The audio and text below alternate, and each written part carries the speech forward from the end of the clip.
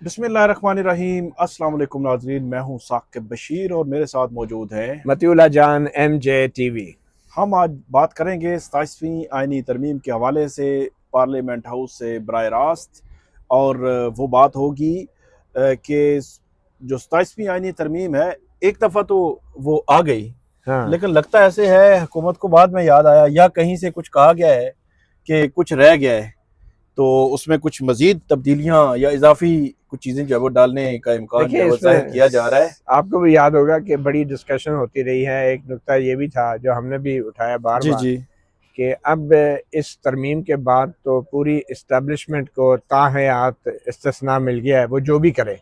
यानी कि खुदा न खास्ता कल आर्टिकल 6 की भी खिलाफ वर्जी होती है तो भी इस्तिस्ना हासिल है पूरी इस्टेब्लिशमेंट को, क्योंकि इस्टेब्लिशमेंट तो एक फर्द वाहिद के हुक्म के तहत हरकत करती है, चाहे उसका कोई भी इदारा, तो सबको इस्तिस्ना है जो मर्जी करे। मतलब एस्टेब्लिशमेंट के साथ आप किसी और को भी डाल सकते हैं जो भी आइन तोड़ेगा। बिल्कुल, ज़ाहिर बात है इस्टेब्लिशमेंट की मर्जी, मंजूरी, मंशा, मुआवनत के बगैर तो ये चीज़ें नहीं हो सकती ना। तो मेरे ख्याल में उसको अब क्लैरिफाई किया जा रहा है कि जो आर्टिकल 6 के हवाले से है, जो पहले 18वीं तरमीम में ये लाए थे और ये जिसके किया तहत जाएगा वैसे। जजों का ज़ाब्ता अखलाक, आपको याद है, तब्दील किया गया था कि कोई भी जज जो है किसी भी PCO को जायज़ करार नहीं दे सकता। अगर वो ऐसा करेगा तो वो मिसकंडक्ट होगा। और फिर आर्टिकल 6 के अंदर भी जो है वो ऐसे PCO को भी शामिल किया गया था कि जो कि आइन की पामाली के मुतरादिफ होगा। तो अब पहले ये था कि कोई भी सुप्रीम कोर्ट या हाई कोर्ट का जज जो है वो PCO को जायज़ नहीं करार दे सकता। अब वो उसमें फेडरल कॉन्स्टिट्यूशनल कोर्ट को भी डाल रहे हैं कि आईनी अदालत भी जो है वो किसी ऐसे PCO को जायज़ नहीं वो करार तो दे फिर एक सकती। तकनीकी चीज रह गई थी ना। क्योंकि मतलब ये है देखें कि डाउट्स तो क्रिएट हो रहे थे। नहीं, आर्टिकल 6 तो मौजूद था पहले भी। आर्टिकल 6 को छेड़छाड़ भी नहीं की गई हम्म। थी। सिर्फ एक तकनीकी वर्ड उन्होंने, जिस तरह पूरे आइन में जहाँ पे सुप्रीम कोर्ट था वहाँ फेडरल जो है वो कॉन्स्टिट्यूशनल कोर्ट किया था, तो अब आर्टिकल 6 में वो डालना रह गए थे। आर्टिकल वो मेरा फेडरल ये ख्याल शरीयत, था कि आइन, फेडरल।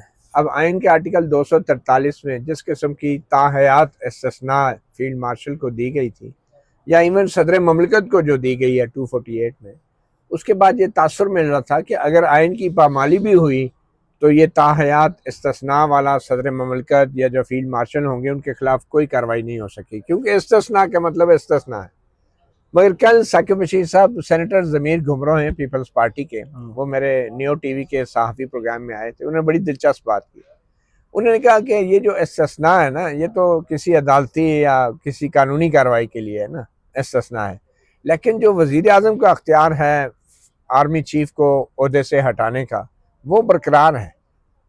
यानी कि कोई अगर ऐसी बात होती है तो इंतज़ामी तौर पे वज़ीर आज़म अभी भी आर्मी चीफ को किसी वक्त उसके ओहदे से हटा सकता कैसे? है। इंतज़ामी तौर पे prime minister is the boss.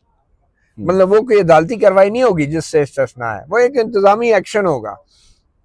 आप समझ रहे हैं? तो नहीं इसलिए ये इन्होंने नई एक बात की, मुझे बड़ी नहीं दिलचस्प नहीं, लगी। बात देखिए ना कि आर्मी चीफ जो है, वो अब जो है वो क्या है, वो commander, chief of defence forces chief of defence forces वो भी होंगे।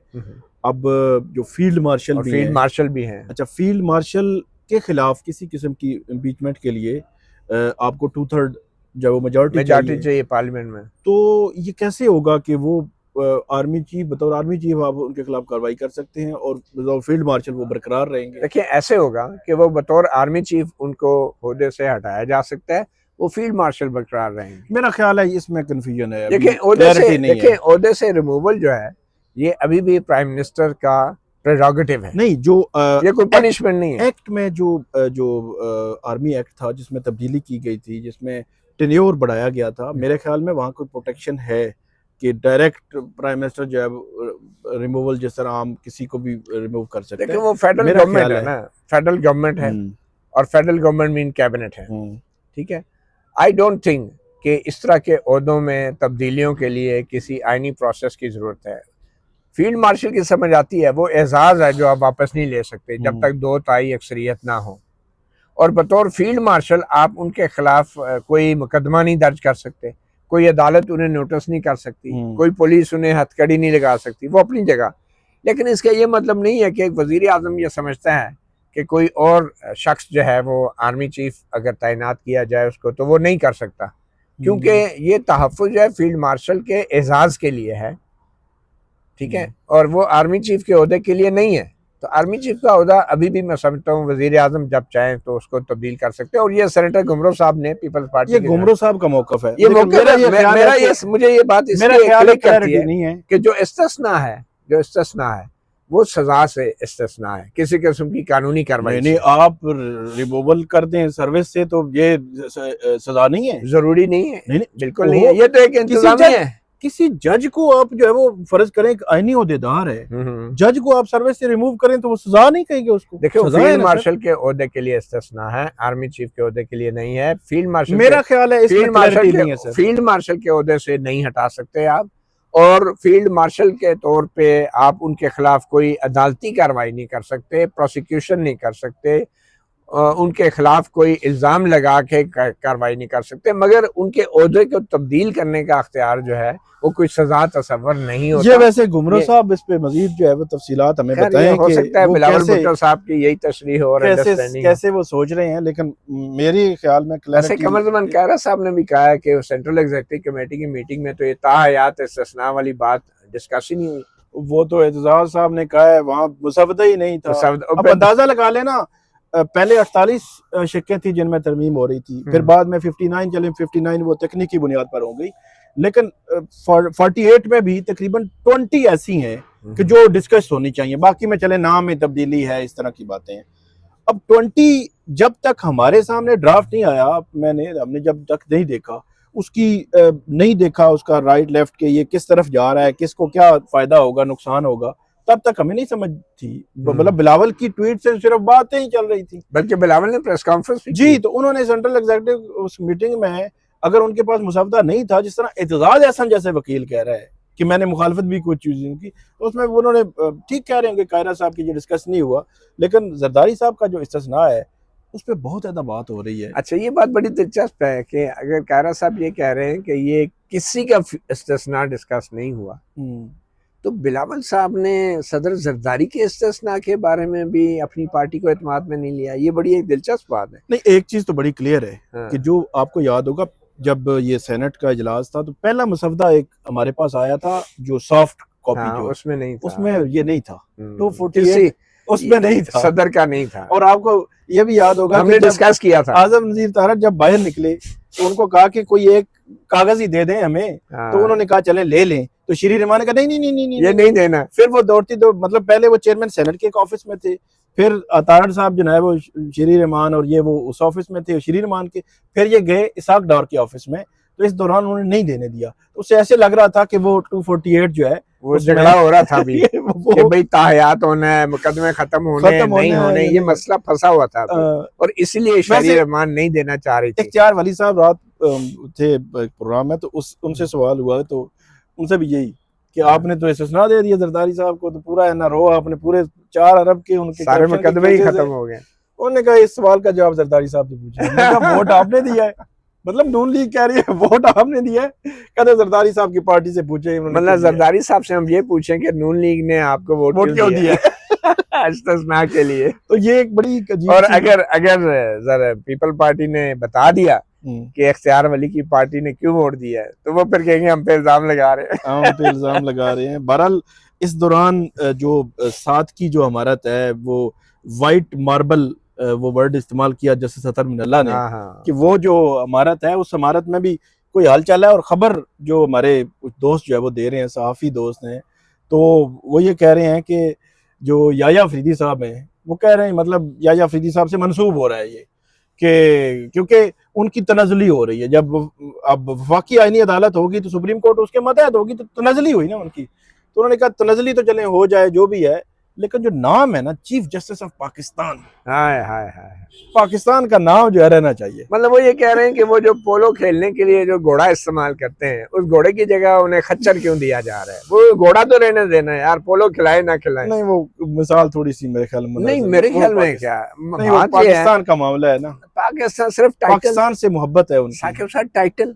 मतलब याया अफरीदी साहब का मसला टाइटल है, मतलब आपके लिए ये मसला नहीं है कि सुप्रीम कोर्ट जा रही है, जाती रहे, वो जाए, मेरा टाइटल ना जाए। अच्छा, कहते ये हैं बात कि तो है। ये कितनी है, मैं समझता हूँ पेटी थिंकिंग है वैसे मैं सुन और रहा था छोटी सोच है। वो जवाद अस ख्वाजा, मुशीर आलम जो साबिक जज हैं, इनका जो दर्द है, दुख है, इनके अल्फाज हैं, वो मतलब वो जाहिर सी बात है, वो एक एक इदारे वीडियो में आप वीडियो रहे हो। इंटरव्यू में मुशीर आलम साहब ने जी जो भी जी, बातें की मैं है। वो सुन रहा था उनको, और वो उनका अंदर बोल रहा था कि एक इदारे में आप रहे हो और वो इदारा खत्म हो रहा हो। तो ये जो लोग रिटायर हो चुके हैं, जिनका अब डायरेक्ट इस इदारे के साथ ताल्लुक भी नहीं है, उनके अंदर इतना दर्द, दुख और वो परेशानी है। और तो जो बैठे हुए हैं, इनको अपने टाइटल की पड़ी है। या अफरीदी साहब, वो हाँ, कह रहे हैं जी मेरे नाम अल नाम पाकिस्तान पाकिस्तान ला के रखा लिखे है, होना चाहिए। मतलब पाकिस्तान लगा के मुझसे जो मर्जी करवा ले, ये साथ मुझे पाकिस्तान चीफ जैसे पाकिस्तान लिख के। हाँ, उन्हें शायद ये फिक्र है लेकिन कि अभी कंफर्म नहीं है कि वो होगा, हो जाएगा, लिखा जाएगा। ये बहरहाल बातचीत चल रही है कि इस तरह की कोई सूरत हाल हो सकती है। वैसे मैं हैरान हूँ कि चीफ जस्टिस याहिया अफरीदी को ये फिक्र नहीं है कि जस्टिस मंसूर अली शाह ने खत में क्या लिखा है, जस्टिस अतर मिनल्ला ने खत में क्या लिखा है, या जस्टिस झंझोड़ रहे हैं, सत्तार जो है अपने झंझोड़ रहे फैसलों हैं। में क्या लिख रहे हैं। उनको ये फिक्र नहीं है, उनको ये फिक्र है कि मुझे पोलो खेलने के लिए जो घोड़ा मिला था उसकी जगह आप खच्चर मुझे दे रहे हैं। उनको ये फिक्र नहीं है। तो मुझे बड़ा ही अफसोस है इस बात का।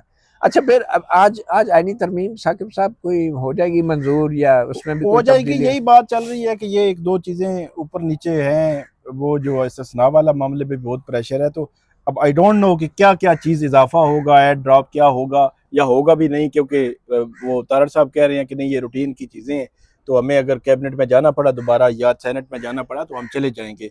तो बहरहाल कुछ ना कुछ है। साथ वाली इमारत के साथ वाली इमारत में भी कुछ हो रहा है कि इस्लामाबाद हाई कोर्ट के जज भी डायरेक्ट इफेक्टी तो हैं ही। वो सीनियर सहाफ़ी अंसार अब्बासी साहब की खबर है कि हुकूमत पहले झटके में, अच्छा, पहले झटके में, एक तो कल ही वो चाहते हैं कि आईनी अदालत कायम हो जाए। अब वो आईनी अदालत हो जाएगी तो कहाँ पे वो हलफ लेके कहाँ पहुंचेंगे? अमीनुद्दीन खान साहब का ही नाम चल रहा है, बाकी जज कहाँ पहुंचेंगे?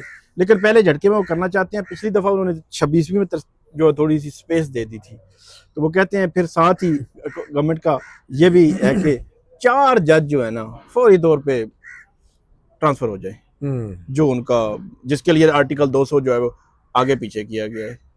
मैं तो हैरान हूँ वैसे, अब ट्रांसफर की जरूरत भी क्या है? अब आपने जब सुप्रीम कोर्ट से अख्तियारात ले लिए, हाई कोर्टों में आपने आईनी बेंच बना देने हैं, आईनी बेंच आपकी मर्जी के हो जाएंगे, आईनी अदालतें सूबाई लेवल पे भी बन जाएंगी। तो फिर क्यों तबादले? मतलब वो उन जजों को, उन जजों को फिर आप रहने दें जो 4 मरले 3 मरले तलाकों और शादियों के केसेस आपने से करवाने हैं, रेंट मैटर, तो फिर उन्हें तबादला किस लिए करना चाह रहे हैं? फिर तो आपको ये भी नहीं परवाह होनी चाहिए कि चीफ जस्टिस याहिया अफरीदी जो है वो अपनी फुल कोर्ट बुला लें, जो बच्ची कुछ फुल कोर्ट होगी। अब वो फुल कोर्ट बैठ के क्या तय करेगी कि तलाकों और शादियों के मुकदमात कैसे तय? बड़ा एक मंजर होगा कि अमीनुद्दीन खान साहब अगर आईनी अदालत के जज चीफ बन जाएं, उनके साथ 8-9 जज भी आ जाएं, और उसके बाद वो कहें याहिया अफरीदी साहब बुला लो इनके कहने पर फुल कोर्ट, और बैठ के जो मर्जी है कर लो। मैंने दस देना मैं दस ना देना, अगर कुछ किया तो फिर मैं उतर बैठा हूँ, मैं उतर बैठा हूँ। तो ये मुझे लगता है कि याहिया अफरीदी साहब में इतनी हिम्मत नहीं होगी कि वो इन हालात में फुल कोर्ट बुलाएं, क्योंकि वो इंतज़ार करेंगे कि जिन जजों ने उन्हें ख़त लिख के शर्म दिलाने की नाकाम कोशिश की है या उनका ज़मीर जगाने की नाकाम कोशिश की है, वो या तो इस्तीफ़ा दे के चले जाएं, जी, और उसके बाद फिर वो फुल कोर्ट बुला के चाय की प्याली के ऊपर कहेंगे हम दसो जी किसने कितने मरले के केस सुनने। फिर यही होगा ना। ये बताए ना कि इस्तीफे किस किस के आ रहे हैं सर? लोग ये इस्तीफे से पहले जो है बात करते हैं, वो बाबर सत्तार साहब ने एक ऑर्डर लिखे है। अच्छा, वैसे तो उन्होंने, आपने भी पढ़ा है कि वो आइन में अगर आप एक बुनियाद ही खत्म कर दें किसी की, फॉर एग्जांपल अदलिया की जो आज़ादी है, आर्टिकल 2A का उन्होंने हवाला दिया है, जो कि प्रियम्बल है, जो पहले प्रियम्बल होता था, फिर आइन का एक सब्सटेंटिव हिस्सा बन गया 18वीं तरमीम में, और 18वीं तरमीम से पहले बन गया था वो। और उसमें 2 चीज़ें इंपॉर्टेंट हैं जो जस्टिस बाबर सत्तार कह रहे हैं कि एक तो ये कि अदलिया की आज़ादी, और दूसरा जो है अवाम के मुंतखब नुमाइंदों के ज़रिए हक के हुक्मरानी। जी, तो वो ये कह रहे हैं कि अगर कल पार्लियामेंट जो है आर्टिकल 2A को ही ख़त्म कर देती है तो क्या आइन में ऐसी तरमीम की जा सकती है? उन्होंने बराह रास्त 27वीं तरमीम का कहीं जिक्र नहीं किया, लेकिन उन्होंने जवाब दिया। उन्होंने ये बताया है कि आइन में तरमीम करने की भी कुछ हदूद व कयूद है, कुछ असूल हैं, क्या आप पूरे खत्म कर दें कि जी अदलिया ही नहीं है कल से। देखिए ना, एक होती है बिल्डिंग के अंदर रेनोवेशन, जी जी ठीक है, रेनोवेशन होती है कि आप बुनियादें और दीवारें और छतें, जी जी उनको आप उस ढांचे को आप नहीं छेड़ते, आप सिर्फ उसको रेनोवेशन करते हैं। कॉन्स्टिट्यूशनल अमेंडमेंट भी एक किस्म की रेनोवेशन है। मगर अगर आप दीवारों, छतों और बुनियादों को हिला के उसको डिमोलिश करके नई इमारत खड़ी करना चाहते हैं, ठीक है, तो फिर आपको सीडीए से जो है मंजूरी लेनी पड़ेगी। सीडीए की इजाजत के बगैर आप ये नहीं कर सकते। अगर आप कोई नया कमरा बनाते हैं, नई आईनी अदालत बनाते हैं, नया वॉशरूम बनाते हैं, तो फिर आपको सीडीए से नक्शे की मंजूरी करवानी पड़ती है। ये तो बड़ी आम सी कॉमन सेंस की बात है। मगर अब जो आइन में तरमीम हो रही है, ये बगैर किसी मतलब के असूल के आप पूरा बुनियादी ढांचा ही तब्दील कर रहे हैं। आप उस बिल्डिंग की जो बुनियादें हैं, आपने उन्हीं बुनियादों को खोदना शुरू कर दिया है। तो ये जस्टिस बाबर सत्तार भी एक और केस था जिसका 27वीं आईनी तरमीम के साथ ताल्लुक नहीं, पुराना केस, उसमें जजमेंट रिजर्व थी, फैसला आया है, उन्होंने जो बात की है वो लिंक करती है इसके साथ। वो मैं ख्याल में डिस्ट्रिक्ट कोर्ट्स और एग्जीक्यूटिव मजिस्ट्रेट के पुराने जो एक लेकिन केस था उसके हवाले से उसमें एक डॉक्टर शिवली हैं, उनका इन्होंने कोट उसमें डाला है जिसमें वो कहते हैं कि उनके मुताबिक, डॉक्टर प्रोफेसर साहब के मुताबिक, आइन की हदूद को सियासी खेल के जरिए इंतहा तक धकेलना, अदालतों को वफादार जजों से भर देना, इंतखाबी कवानीन में तब्दीलियाँ लाकर सियासी मुखालफिन को नुकसान पहुँचाना, इदारों के ढांचे में ऐसी तब्दीलियाँ करना जिनसे उन पर काबू पाया जा सके, कानून को सियासी मुखालफिन, सहाफ़ियों और सिविल सोसाइटी के खिलाफ हथियार के तौर पर इस्तेमाल करना, इदारों के अंदर ज़ाती वफादारों को इनाम देकर बदउनवानी को फ़रोग देना, ऐसे वाबस्ता अफराद का जाल बनाना जो हुकूमत के कानूनी इक़दाम की हिमायत करें और मजमूई तौर पर मीडिया में तनकीदी आवाज़ों को दबाकर अवामी मुकालबे पर कंट्रोल हासिल करना, और जब कानून की बैरूनी शक्ल तो बरकरार रखी जाए लेकिन उसकी हकीकी रूह या कानूनी बुनियाद को ख़त्म कर दिया जाए तो कानून इख्तियारात में मनमाने इस्तेमाल का हथियार बन जाता है। तो इन्होंने कोट जो है वो प्रोफेसर का वो डाला है। मेरे ख्याल में ये बड़ा वाज़े मैं समझता हूँ मौजूदा सूरत हाल के एन मुनासबत से उन्होंने ये जो फैसला जारी किया है, ये मैं फिर कहूँगा कि एक किस्म की मौजूदा निज़ाम को शर्म दिलाने की नाकाम कोशिश है। नाकाम इसलिए मैं कहूँगा कि आईनी तरमीम अब इन फैसलों और ऑब्जर्वेशन से रुकेगी नहीं, मगर ये फैसले मैं आपको बताऊं ये तारीख का हिस्सा है। इस वक्त अगर इस सूरत हाल की जो दुरुस्त तारीख लिखी जा रही है, वो हम जैसे इवन तज्जियाकार भी शायद उतने दुरुस्त नहीं है, या सहाफ़ी और एंकर हजरात भी जो टीवी स्टूडियोज में बैठे हुए हैं वो भी जो हैं बड़े डरे हुए हैं, दबाव में हैं, प्रेशर में हैं। इवन के दीगर जजेस जो बेनिफिशरी हैं 27वीं तरमीम के या 26वीं के थे, दुरुस्त तारीख सिर्फ अगर लिखी जा रही है तो ये चंद जजेस हैं और वो अच्छी तरह जानते हैं कि जो कुछ वो आज अदालती फैसलों में लिखेंगे वो तारीख के पत्थर पे एक लकीर होगी, और ये तारीख जब पढ़ी जाएगी, और आपने देखा जस्टिस अतम अल्लाह ने जो खत लिखा चीफ जस्टिस याहिया अफरीदी को, उसमें भी ये लिखा कि ये मैं इसलिए खत लिख रहा हूँ कि आने वाली नस्लों को पता चले कि तारीख के एक अहम मोड़ के ऊपर किसका क्या किरदार था। ये जस्टिस अतम अल्लाह ने उस खत के आगाज में ही लिख दिया था, और फिर जो उन्होंने तारीख बयान की है। जस्टिस अतम अल्लाह ने जो खत लिखा है, उस खत को पढ़ते पढ़ते पढ़ते पढ़ते जब आखिर की तरफ हम जा रहे होते हैं तो आप समझते हैं आखिर में लिखा होगा कि बस फी अमानिल्लाह। नहीं, वो वाकई वो खत का मतन जो था वो मेरे ख्याल में एक इस्तीफे का मतन था। इस्तीफे के आप ये देखें ना कि नवाज शरीफ का उन्होंने जिक्र किया, आसिफ जरदारी का, मरियम नवाज का, जुडिशरी का रोल, इवन के इमरान खान का जिक्र किया, नाम लिखा उन्होंने, और उन्होंने कहा कि ये वो सियासतदान है जो कभी एक एस्टैब्लिशमेंट की झोली में बैठता, कभी दूसरा बैठता और फिर अपने सियासी मुखालफिन को इंतकामी कार्रवाई का निशाना बनाता। यही नवाज शरीफ था जो कल का मजलूम था और आज जालिमों के साथ बैठा हुआ है, और यही इमरान खान था जो कल का जालिम था और आज मजलूम है और बैठा हुआ है। मगर और उन्होंने ये भी कहा कि मैंडेट जो चोरी हुआ, ये अभी जो रिसेंट इलेक्शन 2024 के इलेक्शन में जो मैंडेट चोरी हुआ, उसका भी उन्होंने बड़ा बर्मिला इजहार किया। तो जैसे ट्रायल पे भी बात की, जो ट्रायल्स चल रहे हैं या उनको फेयर ट्रायल या उनको अपील का राइट नहीं दिया जा रहा, लोगों को उनके फैसले नहीं किए जा रहे। आखिरी बात के इस्तीफों के ऊपर आ जाए कि कौन कौन का बहुत चर्चा चल रहा है इधर उधर, लेकिन कुछ तो ये आवाजें भी आ रही हैं कि वी विल फाइट, तो कुछ आवाजें जो है ये भी आ रही हैं, जिस तरह हम खत पढ़ते हैं तो खत से ऐसा तासुर मिलता है। क्योंकि एक बात मोदी साहब बहुत बड़ी क्लियर है, आर्टिकल जो 209 है एक तो इन्होंने बहुत सारी चीज़ें डाल दी हैं उसमें।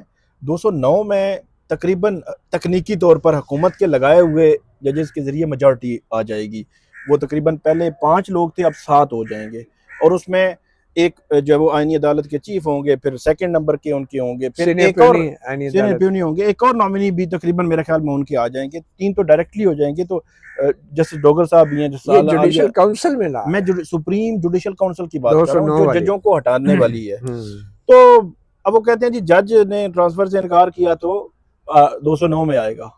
अगर कोई वफाकी आईनी अदालत में जज जाने से इनकार करता है तो रिटायर होगा। तो मुझे ऐसे लगता है वैसे कि इन जजों को एक तो साइड लाइन तो कर ही दिया गया, इनके पास केस कौन सा आना है अब। लेकिन अब अगर ये इस्तीफा नहीं देंगे तो इनको तजलील करके निकालने का मिशन मुझे लग रहा है। ये तो आप बड़ी सीरियस बात कर रहे हैं। बिल्कुल, ये जो तरमीम की गई है, ये जो डिजाइन है, इस डिजाइन से मुझे लगता है कि तज़ीक और तजलील, फर्ज करें ना, मैं आपको एक मिसाल देता हूँ। बाबर सत्तार जो है वो इतने इंडिपेंडेंट जज हैं, बड़े मतलब उनको मेरे ख्याल में अदलिया को शायद उनकी ज़रूरत हो, उनको शायद अदलिया की ज़रूरत ना हो, लेकिन उन्होंने बहुत ज़्यादा कुर्बानी भी दी और बतौर वकील हो सकता है वो ज़्यादा पैसे कमा लेते।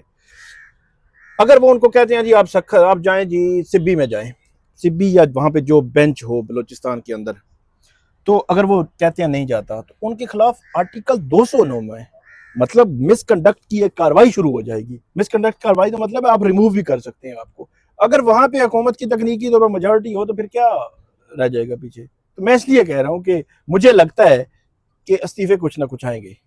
आपको पता है कि मिसकंडक्ट की कार्रवाई में किसी जज को बरतरफ करना, ये न सिर्फ ये कि वो एक स्टिग्मा होता है, उसके प्रैक्टिस उसके लिए तो प्रैक्टिस भी इजाजत नहीं होती। जी जी एज अ लॉयर भी उसके लिए कहीं प्रैक्टिस, ये एक दाग है आपके करियर पे, आपकी साख, आपकी रेपुटेशन पे।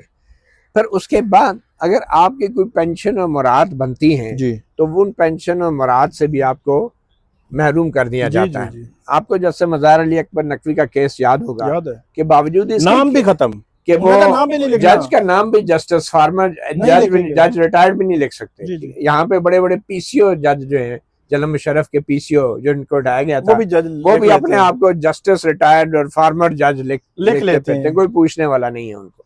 बहरहाल तो ये जस्टिस मज़ार अली अकबर नकवी ने इस्तीफा दे दिया था, मगर काजी फायज ईसा की जुडिशल काउंसिल ने, बल्कि सुप्रीम कोर्ट ने करार दिया था कि जब एक दफ़ा शोकाज नोटिस जारी हो जाए किसी जज को तो उसके बाद उसका इस्तीफा भी जो है वो उसको साबिक जज नहीं बनाता और उसके खिलाफ मिसकंडक्ट की कार्रवाई जारी रहेगी। और यही हुआ मुज़ाहिर अली अकबर नकवी के साथ।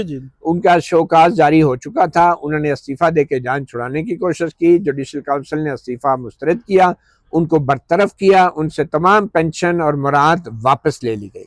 तो ये जो आप कह रहे हैं ना कुछ जजों को तस्लील करने का प्रोग्राम है, लगता ये है कि अगर इन जजों ने बर वक्त इस्तीफे ना दिए तो जस्टिस याहिया अफरीदी ने जो इनके खिलाफ शिकायत अभी अपने बगल में दबा के रखी हुई थी ना, वो जो कह रहे थे कि फिलहाल पेंड कर दें, डेफर कर दें, तो चीफ जस्टिस याहिया अफरीदी ने इसी वक्त के लिए रखी हुई थी कि शायद याहिया अफरीदी को अच्छी तरह पता था कि जब 27वीं तरमीम आएगी तो इन जजों ने फौरी तौर पे निकलने का प्रोग्राम बनाना है। तो मुझे लगता है कि अगर इन जजों ने इस्तीफा ना दिया जुडिशल काउंसिल की कार्रवाई से पहले तो फिर उनके खिलाफ फौरी तौर पे शोकाज जारी कर दिया जाएगा, जिसके बाद फिर वो इस्तीफा भी उनका और फिर एक बेमानी हो जाएगा, उनको मराद से पेंशन से भी महरूम किया जाएगा, उनको एक दाग भी लगाया जाएगा कि मिसकंडक्ट के मतलब, और फिर वो प्रैक्टिस भी नहीं कर सकेंगे। मतलब उनको एग्जाम्पल बनाने की कोशिश है अगर सादा अल्फाज में। तो क्या लगता है वैसे जस्टिस मंसूर अली शाह और जस्टिस अता मिनल्ला के जो खतूत हैं उसके बाद तो मुझे नहीं लगता कि वो बतौर जज सुप्रीम कोर्ट में कंटिन्यू करेंगे। मेरे ख्याल में it's only a matter of time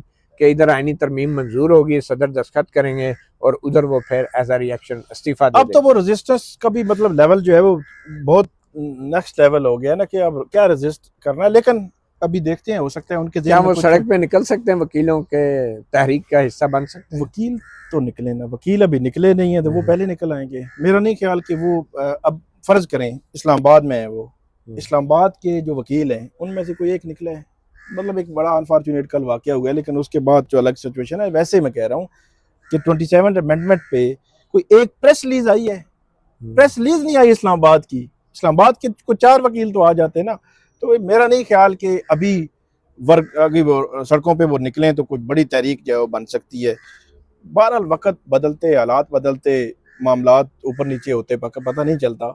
तो मजीद अच्छा, आखिर में ये बताएं कि सदर जरदारी की जो इस्तिस्ना है, ताहयात इस्तिस्ना, उस हवाले से भी कोई नज़रसानी हो रही है, ख़ास तौर पे जब बतौर सियासतदान अगर वो सदारती ओहदा छोड़ते हैं तो वो पार्टी के सरबराह तो है ना, सियासी जमात के सरबराह हैं, लेकिन पब्लिक और ऑफिस एक किस्म का चेयर पर्सन है, शरीक चेयर पर्सन है या जो भी कहें, लेकिन फैसले वही करते हैं पार्टी के।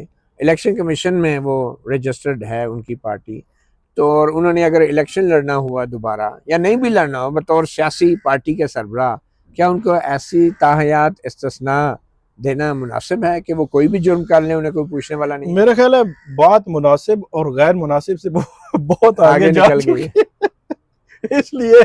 इसलिए नून लीग वालों से पूछते हैं तो वो कहते हैं पीपल्स पार्टी से पूछो उन्होंने सवाल लिया क्यों। हम कहते हैं आपने वोट क्यों दिया, वोट क्यों दिया, वो कहते हैं नहीं, वो भी वही बताएंगे। ये वो सवाल है। मैं कहता हूं कि बिलावल भुट्टो जरदारी के पास भी इसका जवाब नहीं है, इसलिए मुनासिब और गैर मुनासिब से नहीं। मुझे तो बिलावल भुट्टो साहब पे इस बात की हैरानी है कि पूरी सेंट्रल एग्जीक्यूटिव कमेटी का इजलास बुलाया, बाद में एक प्रेस कॉन्फ्रेंस खड़का दी और कहा 243 हमें मंजूर है, और पार्टी वाले कह रहे हैं कि हमें पता ही नहीं है, ताहयात इस्तिस्ना वाली बात डिस्कस ही नहीं हुई। अब या तो बिलावल भुट्टो साहब ने जरदारी वाले इस्तिस्ना को भी छुपाया पार्टी से, और फील्ड मार्शल के भी ताहयात इस्तिस्ना को छुपाया, और ये मेरे ख्याल में गिव एंड टेक था कि दोनों में से जो जिंदा रहेगा ज्यादा अरसा वो इस्तिस्ना में ही रहेगा। अच्छा, एक और नवाज शरीफ साहब आज आ रहे हैं वोट डालने? आएंगे ना जी, वो पार्टी सारे फैसले वो राणा साहब कहते हैं, उनकी मर्जी मंशा। वैसे नवाज शरीफ साहब अब वोट डालने के लिए रह गए हैं, वो तो 3 दफा के वज़ीर-ए-आज़म में लोग एक्सपेक्ट करते हैं कि वो आए, मीडिया से बात करें, इंटरव्यू करें। ये वोट डालना, ये क्या मतलब कि नवाज शरीफ वोट डालने के लिए आएंगे, तो बाकी कामों के लिए नवाज शरीफ साहब बिल्कुल फारग हो चुके हैं, उनको वोट डालने के अलावा कोई अख्तियार नहीं रहा। वो भी पता नहीं किसके दबाव में, किसके कहने पे, किस मजबूरी में डाल रहे हैं।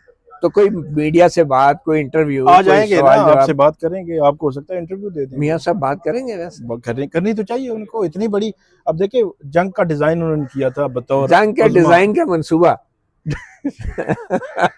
जंग के डिजाइन का मंसूबा उन्होंने बनाया, तैयार किया, और उसके बाद वो बिहाइंड द सीन रहे, वो किंग मेकर हैं बुनियादी तौर पर। अब 27वीं आईनी तरमीम में वो कह रहे हैं जी सारा कुछ उनका करना है, राना तनवीर भी ये कहते हैं, तो वो बात करेंगे ना, मतलब थोड़ी बहुत तो बात करेंगे, हम आएंगे, उनको करनी चाहिए। वैसे बात थोड़ी सी हिम्मत करनी चाहिए, अगर आप सब सारा कुछ कर रहे हैं तो थोड़ी सी मीडिया से बात भी कर लें, एमजे टीवी को इंटरव्यू दे दें। उन्होंने दिया था हाई कोर्ट में। अच्छा, क्या कहा था? जब उनको रिलीफ मिली थी हाई कोर्ट से, उन्होंने कहा था टिट फॉर टैट। मियां साहब 3 दफा का वज़ीर-ए-आज़म, कौमी लीडर, जिसने जंग के मंसूबे का डिजाइन तैयार किया, वो ये कह रहे हैं। मैंने उनसे कहा था जी ये जो इमरान खान साहब के साथ हो रहा है आपके साथ भी वही हुआ। कहते हैं टिट फॉर टैट, जैसा करोगे वैसा भरोगे। तो इमरान खान के लिए वो पता नहीं ये जो मियां साहब कर रहे हैं इनके साथ वैसा ही होने जा रहे हैं। बिल्कुल बिल्कुल। बहरहाल बहुत शुक्रिया, बहुत शुक्रिया आपका मतीउल्लाह जान साहब। नाज़रीन, हम आपको मजीद भी अपडेट करेंगे, हमें फीडबैक दीजिएगा। अल्लाह हाफिज। अल्लाह हाफिज।